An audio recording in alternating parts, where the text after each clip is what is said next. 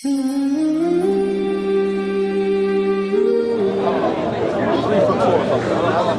you good, yeah? Yes. Microphone. But I put the microphone. I need to do this one. It's very bad deck. So why did There's no contradiction. But if I say, look, I'm tall and short at the same time, with that caveat, at the same, so I'm tall, I'm 6'6", but I'm 3 foot tall, both at the same time, therein lies the contradiction. I'm saying with Jesus, if you're saying that he's all powerful and he's limited and that he's all knowledgeable, but he has limited knowledge, both at the same time. In other words, if he exhibits both the human nature and, or if he possesses both the human nature and the divine nature in his one center of consciousness, then that's where the contradiction lies. Yeah, so the way we resolve that is by right. So the lost way. Say again? The lot of ways. Okay, go ahead. The best way is like Sorry? Christ has two wills. Christ has two minds. God has two wills. Yeah, Christ Christ has. has two wills and two minds. And so that can explain the difference there. Because if you had one mind that you didn't know, that wouldn't make sense. He has two minds, and his two wills what? It's one will, right? He can do anything. Another will is the purpose. You're saying Christ has two wills. Yeah. That's new to me that you're saying that. That's interesting. It's like I think the heresy that one will is called heresy. Okay, no problem. Let's go with it. That, yeah? The two wills. Which one is superior to which? So now if I ask you a question, right? If Christ has two wills and Christ is part of the Trinity, so are there four wills in the Trinity? Okay. Okay. Hypostatic union. Okay. All right. So Jesus. Great. So Jesus is part of the Trinity, but the divine Jesus is part of the Trinity, not the human Jesus. Yes. Yet, the human Jesus and the divine Jesus are inextricably linked. Unified, yeah. How does that make sense? What do you mean? How does Let me explain that again. You're saying, or you've said, that the figure of Jesus Christ has two wills. Yeah. You have the divine will, and then you have the human will. Jesus is part of the Trinity. There is one center of consciousness called Jesus Christ. It possesses two wills. Okay? Now, what I'm saying is, if that is the case and they're inextricably linked, then is there not four wills to the Trinity? If Jesus, has one will, there's one will in the Trinity. you've just said that Jesus has two wills.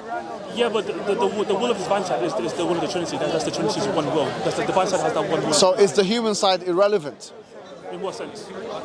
in the construction of the personhood of Jesus Christ? Well, relevant. I mean, before he became unified to that human nature, it was relevant in that sense. But relevant now, now unified.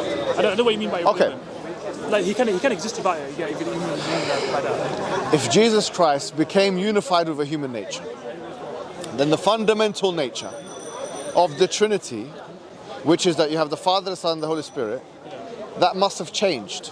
If the Son now has two different natures. I get your point now, yeah. So again, I think you're confusing, like, you think of a mixture, remember, it's a union. They don't intermingle with each other, they're distinct from one another, yeah, but they're unified into one. Okay, but the figure of Jesus Christ is part of the Trinity. His divine nature is part of the Trinity, yeah, not his human nature. Fantastic. Yeah. Now, if the divine nature is part of the Trinity, Jesus is part of the Trinity. Yeah. Is there a connection between the divine nature of Jesus Christ and the human nature of Jesus Christ? There is, but I feel like... What is that connection? It's not a union, like they're Right, together. right. So now they're mixed, yeah. I understand they're not mixed, but now they're inextricably linked. Yes. Right. So the fundamental nature of what it means to be Jesus Christ has changed post-incarnation. What it means to be the Son. Yeah. No, not really. Again. So there was no difference. There's no change. No, there's no change actually. No, because remember it's a union. So basically, it's kind of like Okay. He along his divine nature, like his divine self, right? He had a human nature attached to it now. That was Okay. to him, but, like, So is that attachment a change or is that not a change? Oh no, we don't consider that a change. No. So what is it then? It's a union. We call it a union. That's what it is. Okay, and is that union? Is that indicative of change or not change? Well, it depends on how you use the word changer. Because I remember, I think we're kind of quick in the word changer. Is it a transformation? No, it's not. So what is but, it? But no, my point, I want to explain what the word change, right? You can change your clothes, right? You can change your clothes, right? Sometimes, yeah. You can change your mind, right? Yep. I'm less. Fair enough. Right. Yeah, powers, right? You could change like that guy in X-Men that changes. Yeah, no, I'm with you. Those all changes, right? But fine. not necessarily the same way. Fine. So you can use the word change. Yeah, fine. Let's be more specific. Not in the X-Men way. Fair enough. That's good. So now you're being more specific. Like, what do you mean by change? Yeah. Now, So- philosophers now, yeah. Okay. Is there a change in the who-ness of Jesus Christ? No, actually, still one who. Okay, so when Jesus Christ, if you pointed at the human Jesus as he was alive, being crucified on the cross, saying, Eli, Eli, lama sabachthani, yeah? God, God, why have you forsaken me? Would I be pointing at Jesus or would I be pointing at someone else? You'd be pointing at a person. And would I be pointing at Jesus Christ or someone else? Well, there is no someone else. There's only one person there. So you'd be pointing at Jesus Christ. So I would be pointing at Jesus Christ. Yeah. So if that Jesus Christ that I'm pointing at, if I had pointed to, so this Jesus Christ is now part of the divine nature, is in union with the divine nature of Jesus Christ. Yeah. However, he wasn't part of that divine nature in the past. No, it wasn't. It didn't exist. Okay, so what would you call the fact that if I were to point at the human being of Jesus Christ, at one point I would be pointing at Jesus Christ, and that if I didn't in the past, I would not be pointing at Jesus Christ. What would you call that kind of thing? No. But remember, there's only one person. He didn't become a new person, a different person. I understand, Person. but you've said that he's taken a human form, right? So when you say Jesus, right, that's the who there. That's the person. That's the hypostasis. Yeah. So before and after, it still be Jesus. It still be the same person. It still be The human Jesus, is that part of the who-ness of Jesus Christ? No. Remember, that's nature. That's the what or something. No, the human, if I were to point... It's the word. But when if I say the who-ness here, I'm talking about if I point at him, if I point at Jesus Christ, but whilst he's being crucified on the cross, according to you, we don't believe, but we say crucified on the cross, am I pointing at a person? Yes, you are. Yes. And who am I pointing at? The word, the Son of God. Jesus Christ? Yeah. Okay. Now, that Jesus Christ, what age was he when he was being crucified? There's lots of debates. Let's say No problem. Whatever you say. 33, yeah? So 34 years before that, if I were to point at that cross or anywhere in the world, I would not be pointing at the human Jesus Christ because he would not be born, correct? He wasn't called Jesus Christ yet, but he'll still be the word. Still be the same. No, but the human Jesus Christ was not born 34 years before that in the I moment. mean, I think with this, like, let's say you go to work, right? You wear a policeman costume, right? And I say you're a policeman, right? But earlier you was a policeman. Does that mean you changed or just like? Yes, it does. Yes, it does. Yeah, change in that sense. In that sense, yeah, I agree. In that sense, yeah. Okay. But you're not changing as in like you become a different person. Or I'm saying that 33 years before, 35 years. Let's go. 50 years before the alleged crucifixion. Was the human Jesus Christ on the earth or not? It was not. Okay. So 50 years before the crucifixion, he wasn't on the earth. No. Then he became on the earth. Yes. What do you call this before and after? What do you call it? Incarnation. Incarnation. And what does the incarnation signify? Was there a turning point?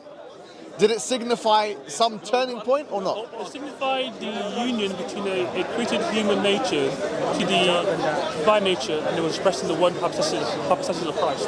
Right, I understand. And that change that took place before and It after. wasn't a fundamental change, it wasn't an eternal change, it wasn't a nature change, but more so like this more so like an expression. Compositional change. Yeah, compositional change, yeah. Like Oh, expression. fantastic. No, Okay.